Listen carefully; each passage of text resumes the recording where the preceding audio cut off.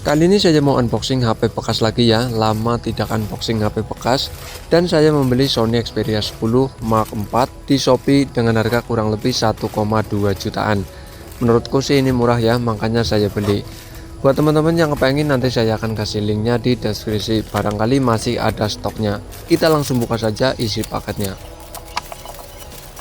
Ini adalah unitnya, yaitu cuma HP saja. Pertama kali saya pegang HP ini, cakep banget sih ini HP.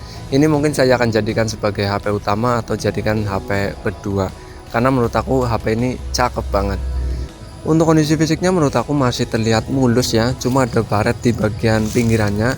Tapi kelihatannya HP ini sudah pernah dibongkar ya. Back covernya terlihat di bagian baretannya agak sedikit ngangkat dan ada lem yang keluar di bagian back covernya.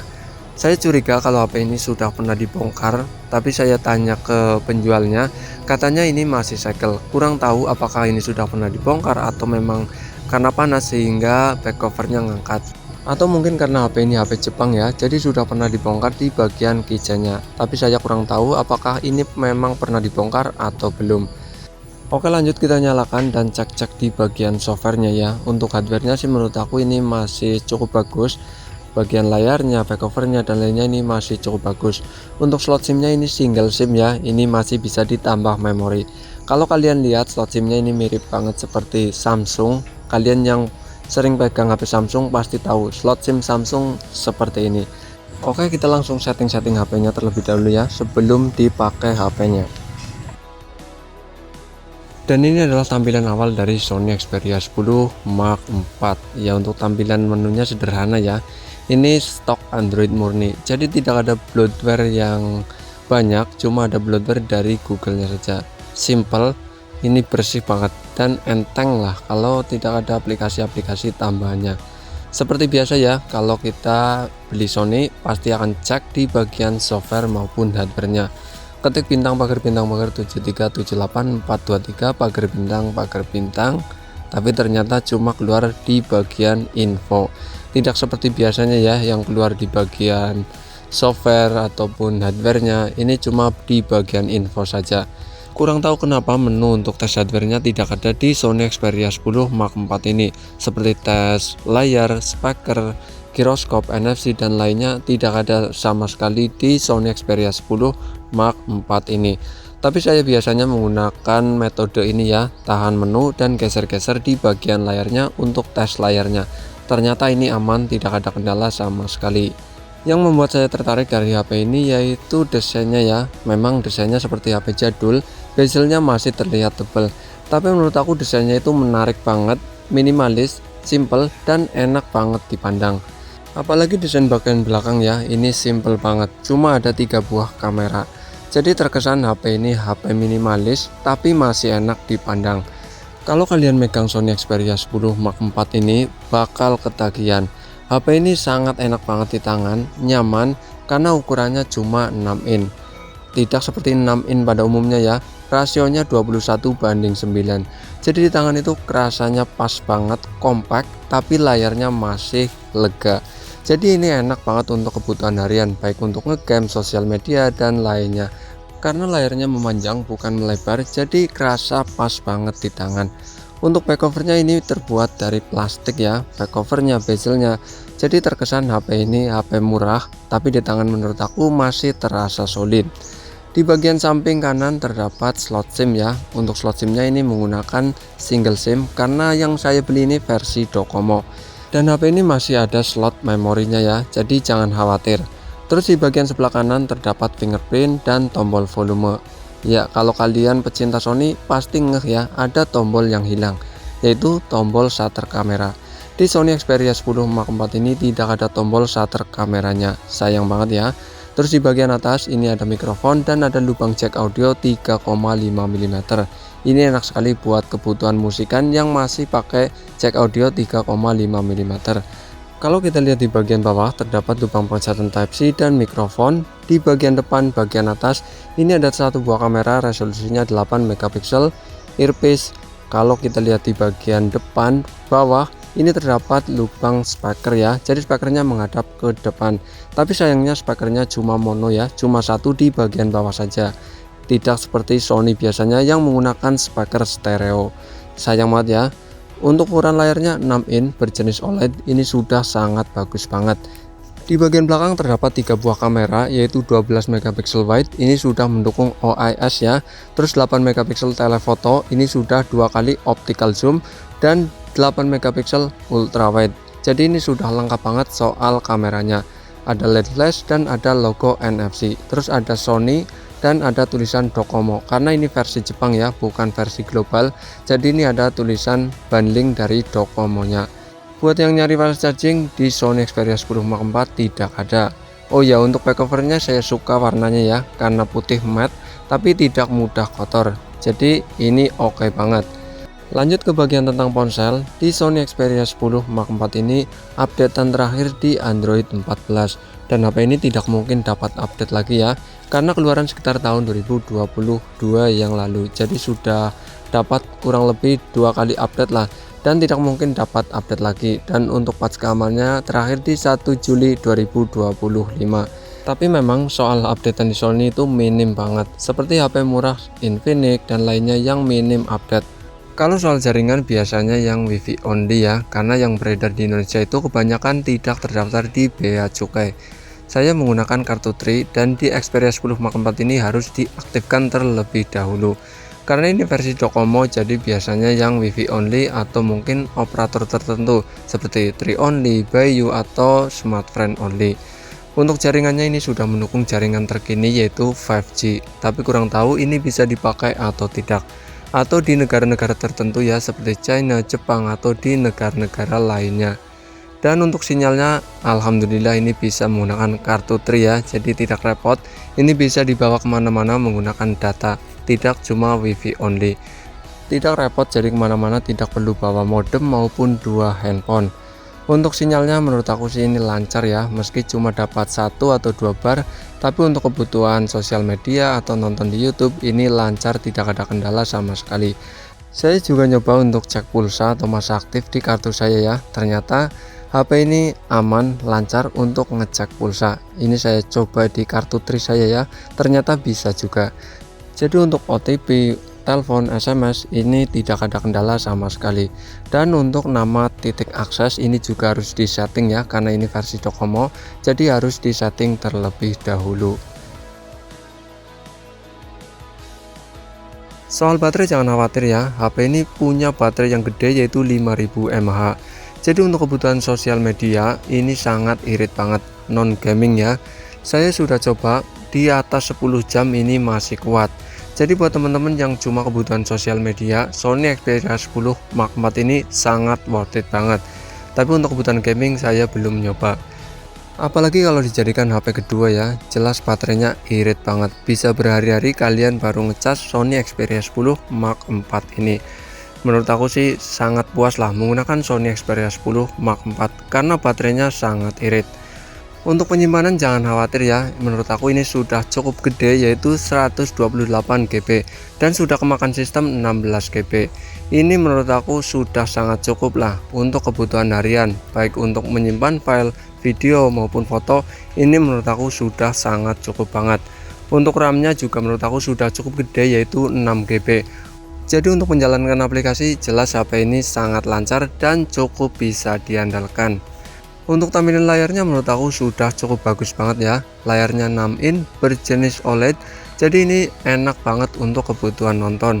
Jadi buat teman-teman yang suka nonton, layarnya ini sudah sangat bagus banget, apalagi resolusinya 21:9. Jadi enak banget buat kebutuhan nonton. Dan untuk warnanya ini sudah bagus banget. Ini menggunakan teknologi dari Sony ya, Triluminos kalau nggak salah. Ini teknologi yang diterapkan di TV Sony. Jadi soal warna ini sudah sangat bagus banget menurut aku, dan kalian bisa atur ya untuk warnanya. Untuk refresh layar ini kekurangan dari Sony Xperia 10 Mark IV, cuma mendukung 60 Hz ya, tidak sampai 90 Hz. Sayang banget ya, HP ini harganya cukup mahal menurut aku. Harga barunya di atas 4,5 jutaan, tapi masih menggunakan 60 Hz. Buat scroll-scroll di sosial media seperti Facebook, Instagram ini kurang smart ya. Apalagi buat teman-teman yang biasa menggunakan di atas 90 Hz, otomatis akan agak sedikit beda saat menggunakan Sony Xperia 10 Mark IV buat scroll-scroll di sosial media. Agak sedikit ngadat-ngadat ya, karena refresh-nya cuma 60 Hz.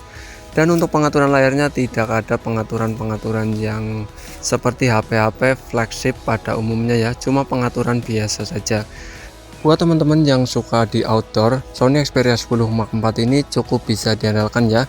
Kecerahan maksimal ini masih terlihat jelas saat di outdoor atau di luar ruangan. Untuk kebutuhan di tengah terik matahari pun ini terlihat masih cukup jelas. Untuk kebutuhan nonton 4K di YouTube ini maksimal di 1080x60. Jadi ini maksimal resolusi di Sony Xperia 10 Mark IV ini.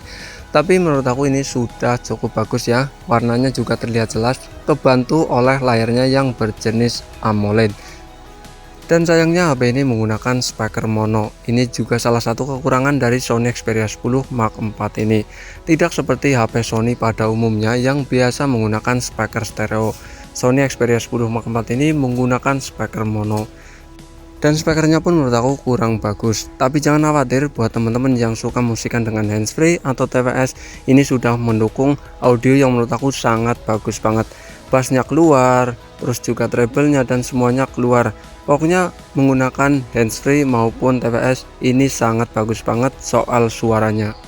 Buat teman-teman yang suka menunya kecil-kecil, kalian bisa pilih ke bagian pengaturan, pilih wallpaper dan layar utama. Kalian bisa pergi ke bagian paling bawah, simbol pagar ya. Kalian bisa pilih untuk menu-menunya. Ini ada 4x7, 5x7, 5x8, itu maksimal kekecilannya. Saya biasa menggunakan yang 5x8 ya, karena menurut aku ukurannya pas. Jadi layarnya terlihat cukup lega karena menunya terlihat kecil. Untuk keamanan di Sony Xperia 10 Mark IV ini cuma ada 2 keamanan ya, seperti Sony biasanya, yaitu cuma ada pin dan ada sidik jari. Tidak ada keamanan pengenalan wajah. Untuk fingerprintnya berada di samping ya, tidak in-display fingerprint. Kurang tahu kenapa Sony tidak mengeluarkan in-display fingerprint. Tapi menurut aku sih ini masih enak, akurat dan cukup cepat juga. Mungkin Sony tidak mengeluarkan in-display fingerprint agar ciri khas Sony yaitu fingerprintnya di bagian samping layar. Tapi menurut aku tidak masalah ya, baik di samping maupun di bagian depan. Pokoknya ini masih enak di tangan, tidak seperti fingerprint di bagian belakang. Satu lagi ciri khas dari Sony yaitu LED notifikasi. Di Sony Xperia 10 Mark IV ini masih ada LED notifikasi. Ini ciri khas banget. Untuk kamera Sony Xperia 10 Mark IV ini ada 3 buah kamera ya, yaitu 12 megapiksel wide, 8 megapiksel telephoto dan 8 megapiksel ultra wide. Dan untuk kameranya menurut aku sih cukup bisa diandalkan ya, memang bukan yang terbaik. Kalau kalian biasa pegang Google Pixel baik seri 2, 3 ini jauh ketinggalan menurut aku. Tapi menurut aku sini sudah cukup bagus. Dan untuk kamera maksimal zoom di 10 kali. Ini untuk tampilan warnanya ya. Menurut aku ini sudah tergolong cukup bagus dan cukup bisa diandalkan. Apalagi buat teman-teman yang suka ngedit-ngedit ya, kalian bisa edit lagi.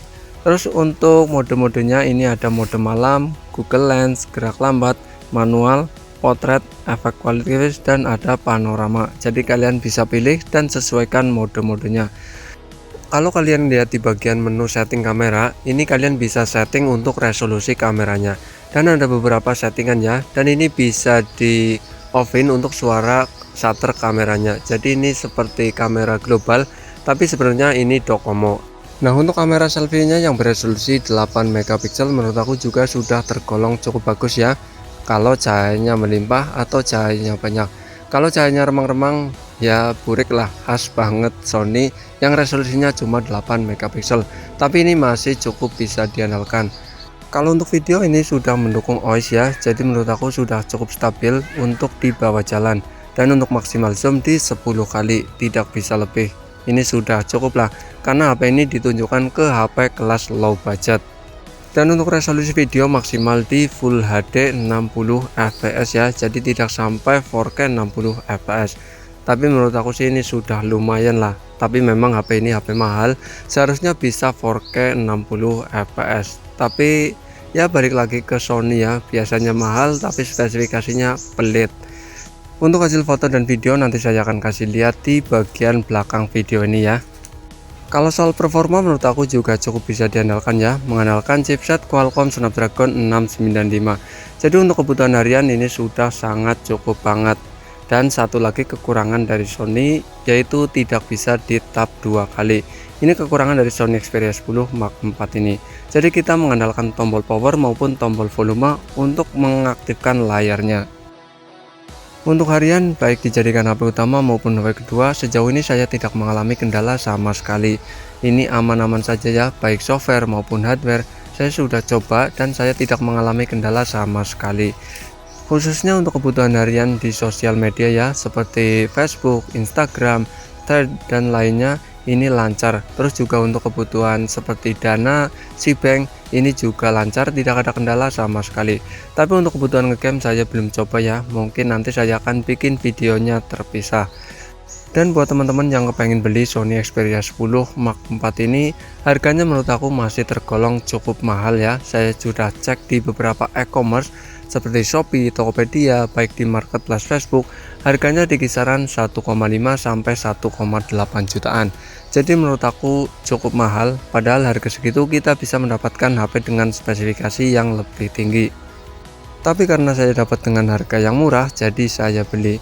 Jadi buat teman-teman yang kepengen beli, ada beberapa hal yang perlu diperhatikan ya sebelum membeli Sony Xperia 10 Mark IV, baik dijadikan sebagai HP utama maupun HP kedua.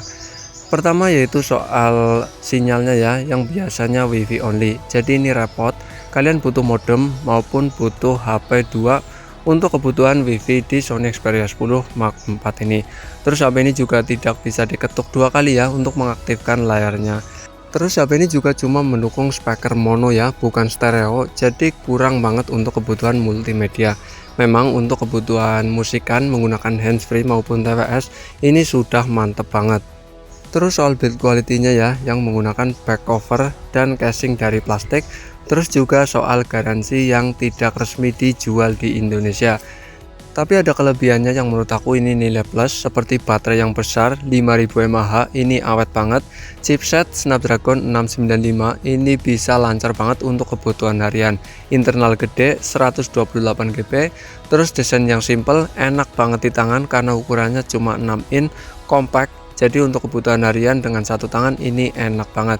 Terus masih ada lubang jack audio, dan untuk kebutuhan musikan ini sudah mendukung DAC. Jadi ini mantep banget untuk kebutuhan musikan meski speakernya masih menggunakan speaker mono. Mungkin cukup sekian sedikit review dari saya. Mungkin untuk review berikutnya saya akan membahas lagi Sony Xperia 10 Mark IV ini. Oke, terima kasih.